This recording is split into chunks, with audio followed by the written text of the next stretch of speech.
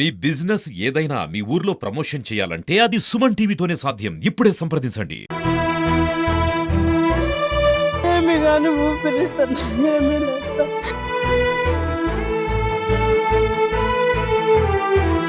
అనుకున్నాము ఇంకా ఎంతమంది బిడ్డలు పోగొట్టుకోవాలి సార్.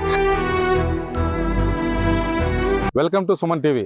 నేను నాగరాజ, పుంగనూరు నియోజకవర్గం, పుంగనూరు మండలం పట్రపల్లి గ్రామంలో లోహిత్ అనే 7వ తరగతి చదువుతున్న విద్యార్థి విద్యుద్ఘాతానికి గురై మృతి చెందాడు. గ్రామంలోని పిల్లలందరూ దాదాపు 50 మంది పిల్లలు గ్రౌండ్ లో క్రికెట్ ఆడుతుండగా ఒకవైపు, మరోవైపు లోహిత్ అతని స్నేహితులు బ్యాడ్మింటన్ ఆడుతుండగా అక్కడ పైన విద్యుత్ తీగలు వెళ్తున్నాయి.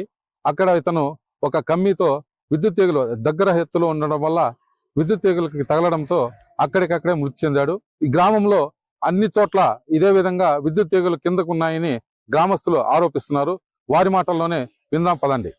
మేము బ్యాట్ల కూడా ఆడుకోవస్తాం. నిన్న వాడు 8 రాడ్ ఎత్తుకొని వచ్చినాడు, చిన్నది అట్లాంటిది ఎత్తుకొని ఆడుకుంటూ వస్తాం. మేము బ్యాట్ల కూడా ఆడుతుంటే వాడు అప్పుడు చూసుకోకుండా మేము మేకల ముందర వెళ్తాంటే అప్పుడు వాడు చూసుకోకుండా పైన కరెంట్ వైపు చూసుకోకుండా కరెంట్ వైపు పెట్టేసన్నా వాడి కింద పడిన వెంటనే కూడా వాళ్ళు ఎవరు ముట్టుకోవద్దన్న అంటే వాడిని పోయి ఈడ్చుకోవచ్చే. నేను వాళ్ళ పిన్నిని సార్.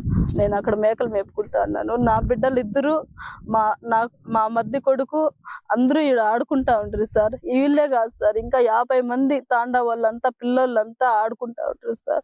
బిడ్డ ఆడుకుంటా ఏమి కానీ ఊపిరిస్తుంది ఏమీ లేదు సార్. ఇంత కిందకుంటే ఈ బిడ్డనే బాగొట్టుకుంటాము, ఇంకా ఎంతమంది బిడ్డలు బాగొట్టుకోవాలి సార్. ఈడే కాదు సార్, ఊర్లో కానీ యాపాన్లో కానగమానుల కాడ కానీ పెద్ద లైన్లు ఉన్నాయి సార్. ఎవరు చర్య తీసుకోరు, ఎవరు పట్టించుకోరు సార్. ఇంత కిందకుంటే ఇప్పుడు బిడ్డ ప్రాణం పోయింది, ఎవరు తెచ్చేసారు సార్. మా ఊర్లో ఇట్లా లైన్లు కిందకే ఉన్నాయి, ఇట్లా ఎవరు పట్టించుకోవడం లేదు. ఇట్లా పిల్లలు ఇట్లా బ్యాట్ ఆడుతున్నారు. ఇట్లా పిల్లలు మేకలు పడతా ఉంటే ఇట్లా చిండాట ఆడుతున్నా కూడా లైన్ కిందే ఉన్నాయి. దానివల్ల పిల్లలు ఇబ్బంది పడుతున్నారు. దానివల్ల పిల్లోడు కూడా చనిపోయినాడు. దయచేసి మాకు ఏదన్నా ఎవరు కట్టిస్తారు. చాలా నిర్లక్ష్యం సార్ గవర్నమెంట్, చాలా అన్యాయం సార్. ఇది ఒక్కసారి చూడండి సార్, మాకు కూడా ఎందుకు మీకు అర్థమవుతుందో కాదు సార్.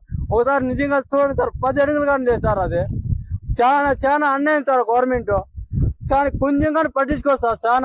చాలా అన్యాయం సార్. ఒక ప్రాణం పోయింది సార్. ఏమి కానీ ఊపిరిస్తుంది ఏమీ లేదు సార్.